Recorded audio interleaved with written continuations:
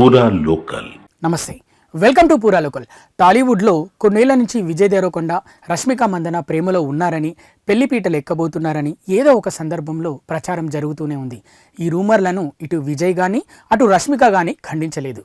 అలానే ప్రేమలో ఉన్నామని, పెళ్లి చేసుకుంటామని కూడా కన్ఫర్మ్ చేయలేదు. కానీ ఇన్నాళ్ళు గాసిప్స్ కానీ చెప్పుకుంటూ వచ్చిన ఈ ప్రచారం నిజమైనట్లు తెలుస్తోంది. విజయ్ దేవరకొండ, రష్మిక మందన నిశ్చితార్థం జరిగిపోయిందని, విజయ్ దేవరకొండ ఇంట్లో కొద్దిమంది స్నేహితుల సమక్షంలో సింపుల్గా ఈ వేడుక జరిగిందని సోషల్ మీడియా కూడైకూస్తుంది. చాలా సీక్రెట్గా, మీడియాకు తెలియకుండా నిశ్చితార్థం చేసుకున్నట్లు తెలిసింది. సినీ రంగానికి సన్నిహితంగా మెలిగే కొందరు పిఆర్ఓలు కూడా తమ ఎక్స్ పేజీల్లో రష్మిక మందన ఫోటోలను కొన్నిటిని పోస్ట్ చేసి కంగ్రాట్స్ చెప్తున్నారు. విజయ్ దేవరకొండ ఇల్లు ఎలా ఉంటుందో సోషల్ మీడియాను ఫాలో అయ్యే చాలామందికి తెలుసు. రష్మిక తాజా ఫోటోలను గమనిస్తే విజయ్ దేవరకొండ ఇంట్లో నుదుటిన కుంకుమ బొట్టుతో రష్మిక మందన కనిపించింది.